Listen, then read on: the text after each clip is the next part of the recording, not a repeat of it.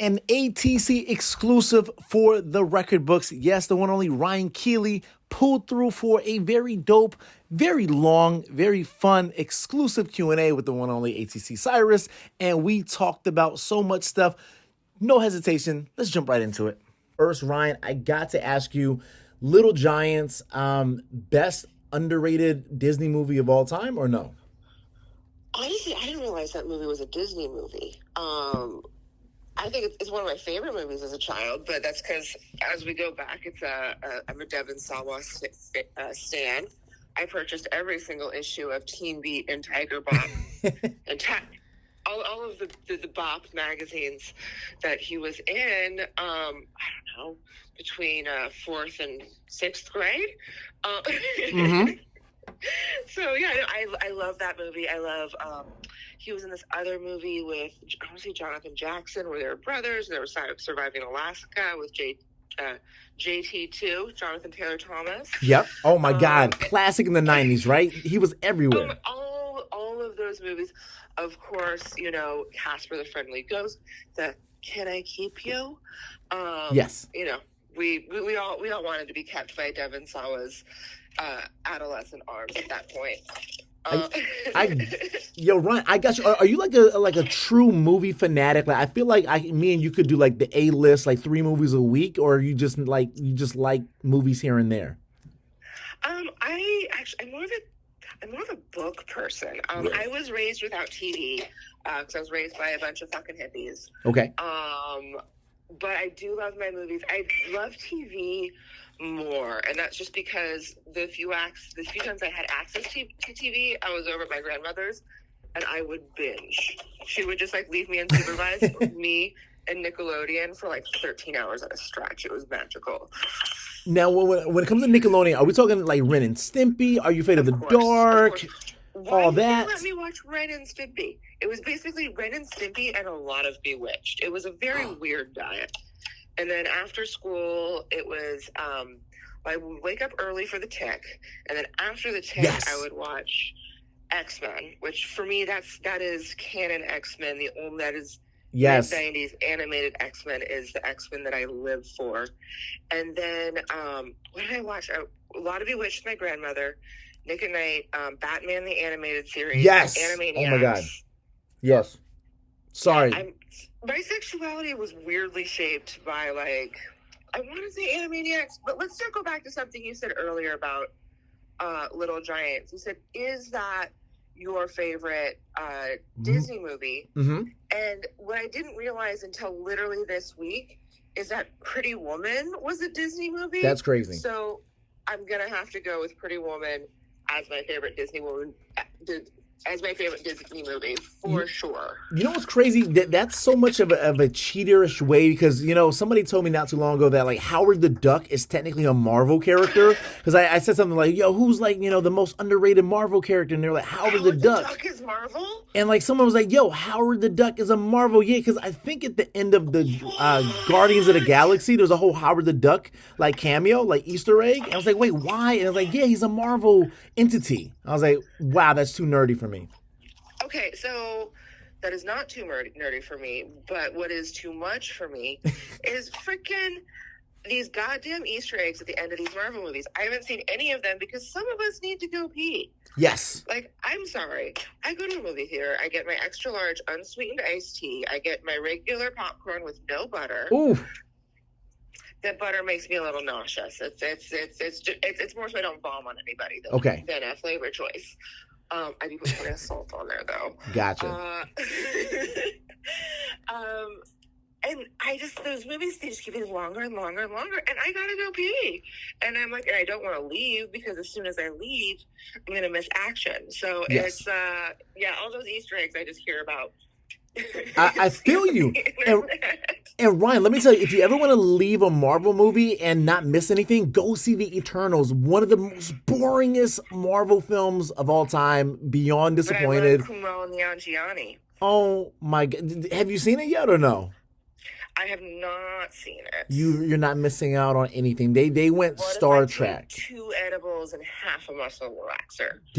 could make it a little bit more exciting. But I'm saying you could have like 17 bathroom breaks and you won't miss anything. It's so slow moving. It's yeah. I don't mean to bash, especially if Marvel ends up being a sponsor. But I just want to say, wow. And what else is crazy about it too? Ryan is now that like you look at that runtime and it's like 2 hours and 37 minutes, and you got to stay there for every last second because of the bonus scenes. Yeah, no, I at this point I just leave when they start talking about feelings. Gotcha. I'm like this backstory. This script was written by committee. There is no way that whatever this soliloquy is going to be a Mammoth level soliloquy.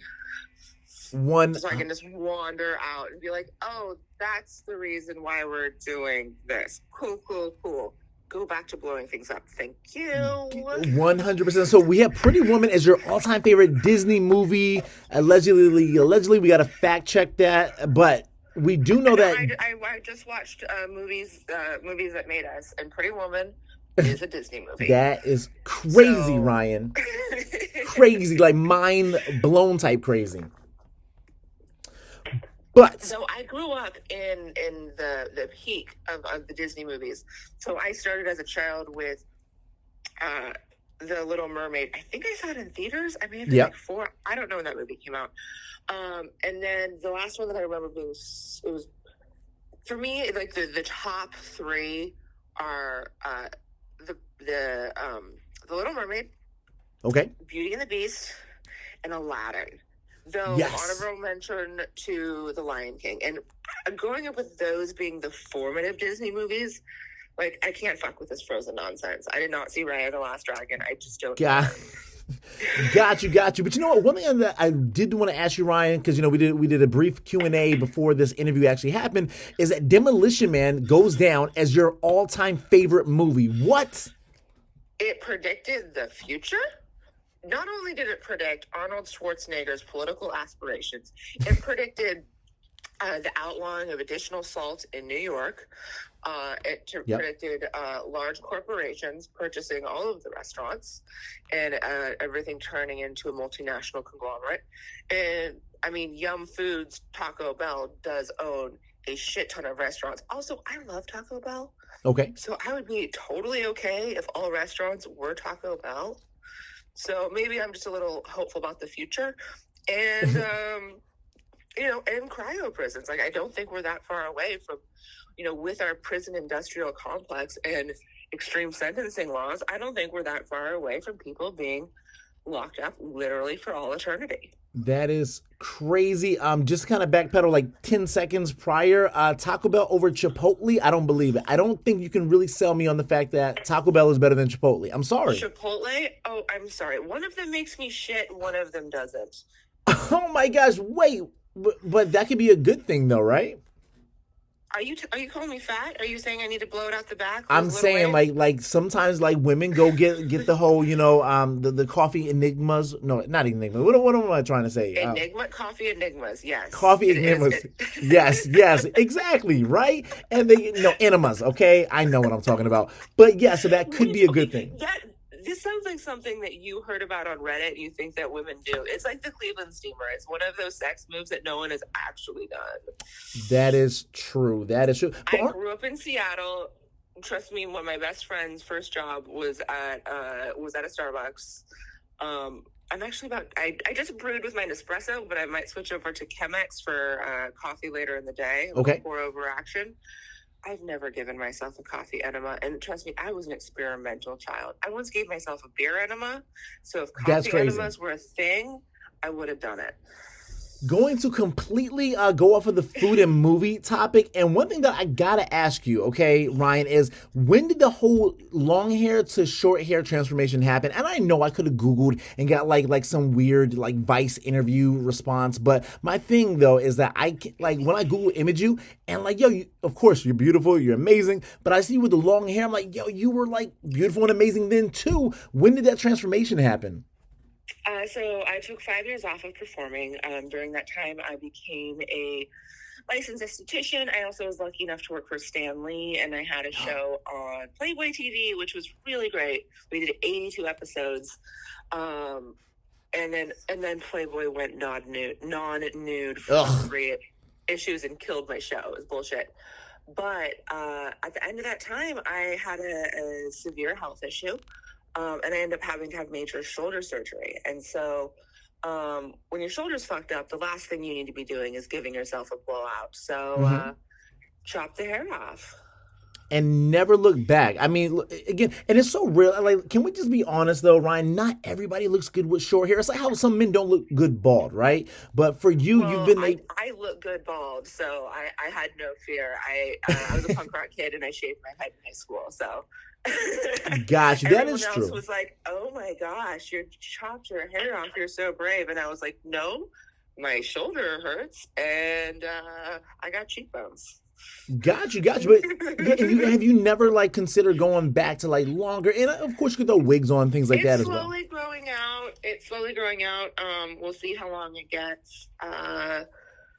It's a pain management thing. I'm going to be dealing with chronic pain for the rest of my life, and so there's no point in exacerbating something if I don't need to. Got you. And just kind of, going off of the short hair conversation, just a yay or nay, or just kind of your feedback on some of these iconic short haired women, the Halle Berry. Love her with short hair, like her with long hair.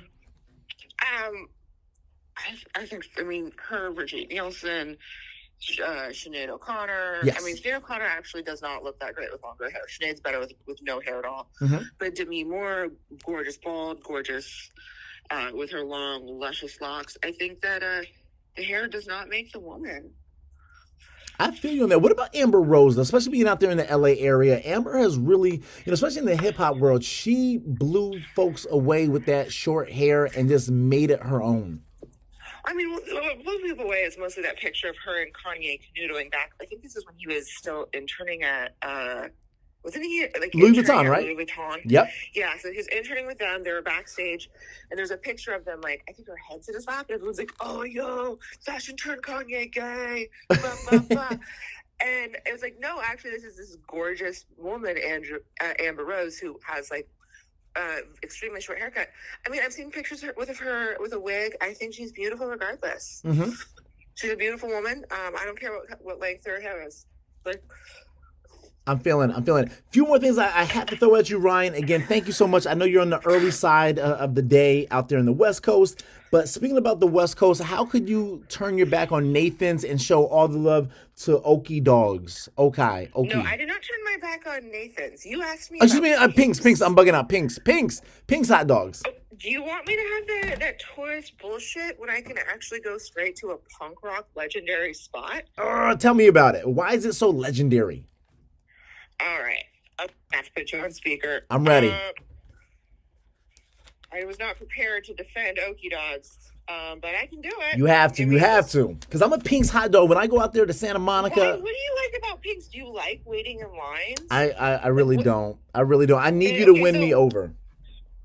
There's no line at Okie Dogs. Done. But yeah, look, there's no line in bad restaurants either. So that's why I'm like, why is Okie Dogs like the game changer for you? Okay, well, let's put it this way. Jonathan Gold reviewed Okie Dogs. End of discussion. Can we just end it right there then? We can end it right there. And what do you know about Nathan's? Okay, let's backtrack real quick because I have in parentheses Nathan's and I meant to put Pink's, but I got to ask about Nathan's because out here, I guess Nathan's is our version of your Okie Dogs, right? When I was living in New York, I actually wasn't that big of a hot dog person. Again, being raised by hippies, raised with not a lot of television, raised vegetarian. I wasn't a big hot dog person, which I feel like I really missed out in my few years in New York. There's a Nathan's in the airport, but I feel like the airport version of a restaurant never does the original justice. Maybe Atlanta though, because Ryan, I hear like the Atlanta airport is so epic with their restaurants that it's even better than going to like Nobu and spots like that. Have you ever I know you travel a lot, but in Atlanta, have you ever ventured into any of those restaurants? I have not been to Atlanta, and it breaks my goddamn heart. Never. Because I feel like I would love Atlanta. I love strip clubs. End of story. I don't think you need to say anything else outside of that. Love strip clubs, Atlanta. I love strip clubs. I got you. No, that's crazy. That's crazy. And yo, what about, you know what, just because we're all talking about like unhealthy food and whatnot, what about Susie cakes? Because I've always felt Susie cakes is the standard for sweets out there in the LA area. I don't fuck with sweets. If I'm gonna have sugar, it better be alcoholic. Okay. It better be in liquid form. Around the holidays, I do some pies. But I'm not really a big sweets person. I never really have been. That's crazy. Like, so you probably save your loved one a lot of money on Valentine's Day because all you care about are the flowers, right? You think flowers are cheap? Well, look. I'm just saying when you add in like specialized candies. Well, you know what? You like edibles though, so maybe like the right edible could be some good sweetness, right? I mean, honestly, harking back to New York, when it does come to candy, or sweets, I am very particular. Like, I love Les Maisons du Chocolat, yes, which is that is what I want my chocolate to be. And so when I do indulge, I go hard. I love a little macaroons from here and there, but I don't want a Russell Stover from the Dwayne Reed or the CVS. Got you. Oh my gosh, there's better chocolate than there, but nonetheless, I'm just looking at so many different notes for you, Ryan. I'm telling you, like, I know I said like 10 to 15 minutes. I had like 3 hours of things to throw at your way, but we won't go that long. Going back to Amber Rose, I'm just curious, being out there in the LA area, just kind of your overall take on her slut walk. I feel like there's a comparison or a parallel with both of you being so outspoken and very righteous in what you believe in. Any take on the slut walk by Amber Rose, women empowerment?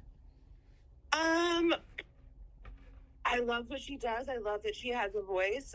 Again, with my surgery, I am not able to I'm not able to do things that require me to like walk around for long periods of time.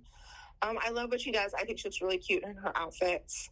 I'd love to be invited to one of her pool parties. I think she's a babe. Got it. But I support women doing what women feel like they need to do to get their voices out there. And I have nothing bad to say about her choices. Listen, I got you. Play it completely safe. This is primarily a hip-hop site, and so I haven't hit you with a bunch of hip-hop stuff yet, but I'm just curious kind of, hip-hop that you listen to. I'm not going to ask you who's better, Drake or Kanye West, because we all know Team Light-Skinned Drake is always going to win, right? But I need to know just kind of... Wasn't he on Degrassi? Listen. Like, that's the past, and Kanye West crashed the car. I also don't trust Republicans, so I don't know if I could pick one or the other.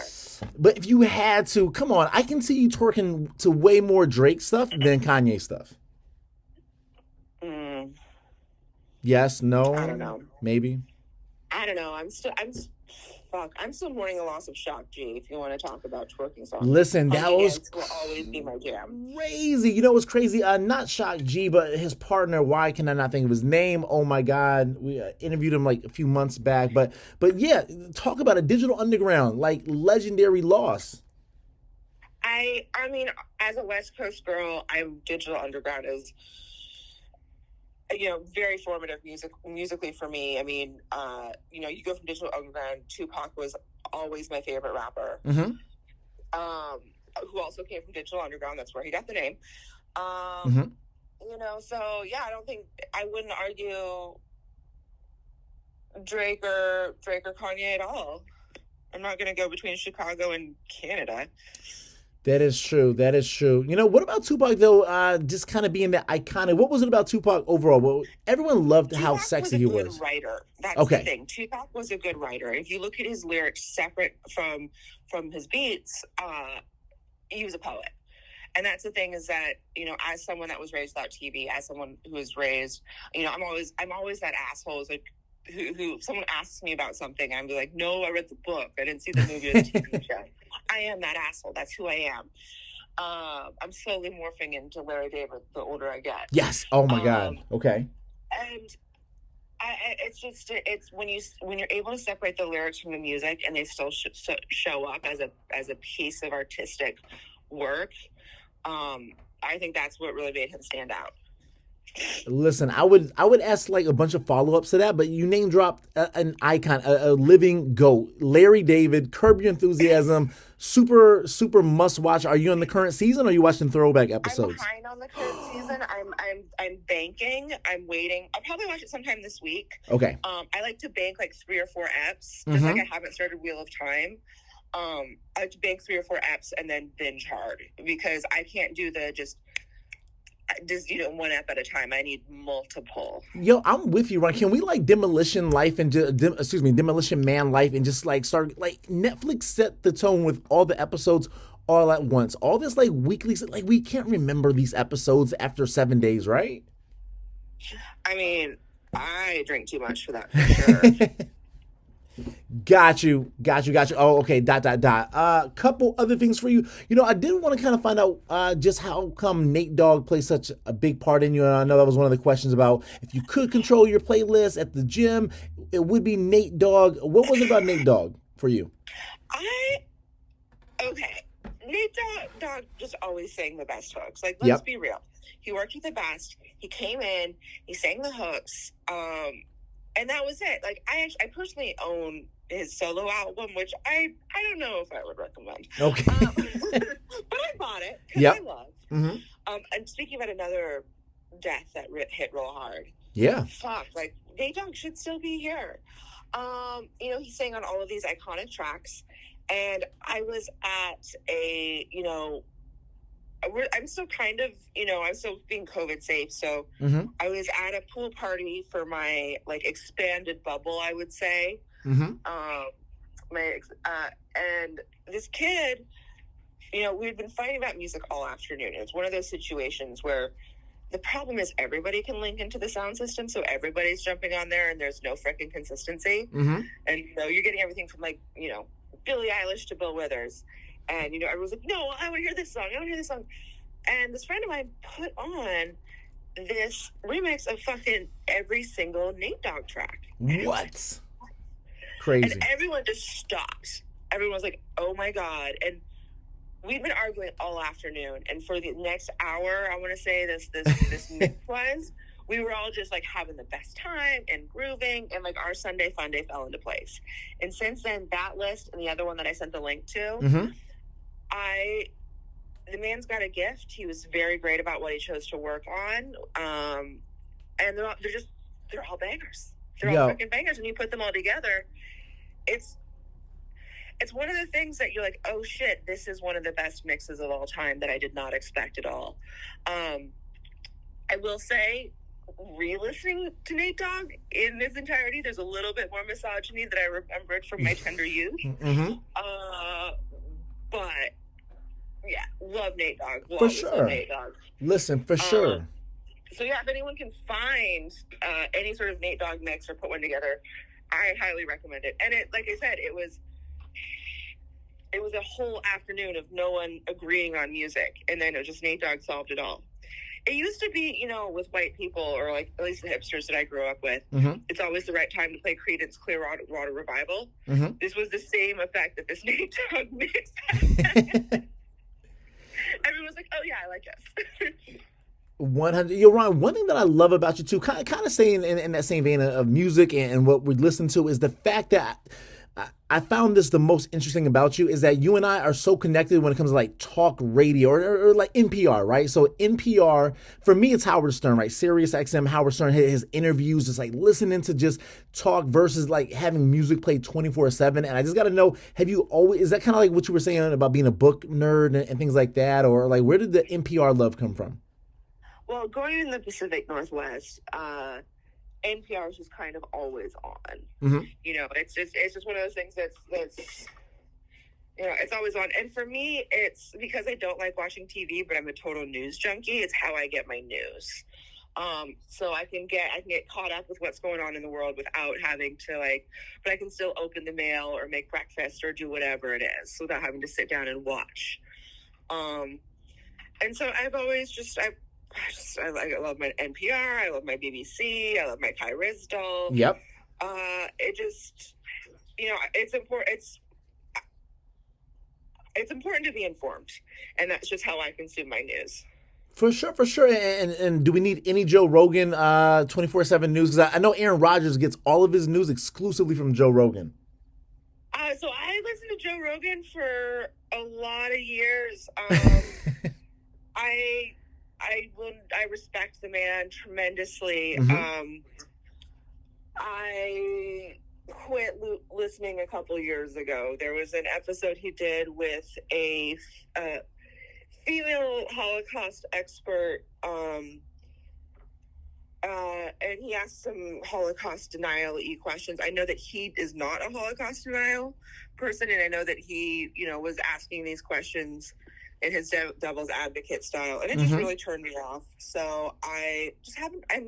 I miss Joe Rogan. I mean, I watched the movie Warrior last night, and it made me sad that I don't follow MMA anymore, because I used to love listening to, when him, Callan, and Schaub would get together and they'd watch the fights.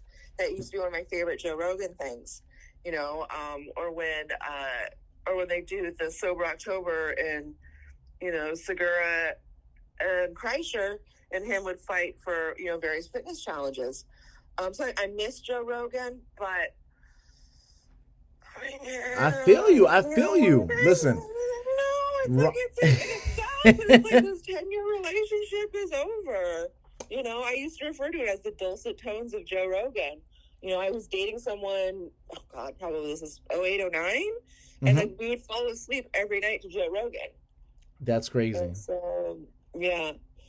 That's crazy. Yeah. Crazy. No, I feel you. Oh my God, Ryan, it's killing me because I know we've gone way too long, and so I kind of want to just like throw one or two more like little tiny things at you. One thing in particular that I just love like seeing you on IG, and not because you're hot and all this stuff, right? But because it kind of gives me some sneak peeks into your lifestyle. I think there's one shot of you like in your bedroom, and like you're just like super casual, and you got like a bunch of dope things in the background. I'm just kind of curious, like kind of like what do you surround yourself with in your household? Is it like, are you like a smart home person? Is it books all day? Yeah. Books. There are books everywhere. Books and art is what's trying to be fun. And whatever project I'm currently working on.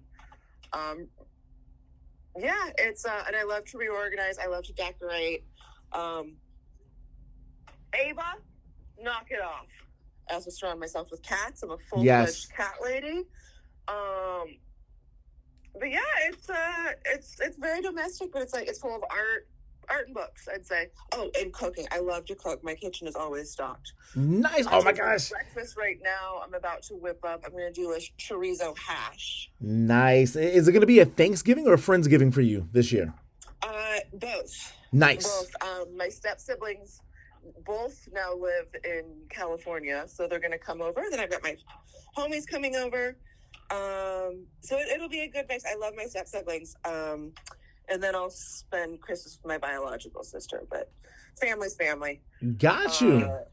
Oh my God, Ryan, I need like 3 more hours. I'm not even joking. But on a final kind of note, oh my God, like I'm telling you, I wanted to talk about House of Gucci, sneakers versus heels. I mean, there's so many. Haven't seen the House of Gucci. Yeah. I am not a sneakers person. I love a combat boot. Yo, Ryan, you're too dope. I can't keep up with sneaker culture. It's I'm not standing online. It's the same reason I won't go to Pink's. I'm not standing online for anything. I don't give a shit. Listen. Oh my God, Ryan! Like for our part 2, like I wanna like stay for like a good 15-minute segment on dating, because it's cuffing season officially, and like we need, like, guys are dumb, and I'm sorry. Ask a porn star about dating.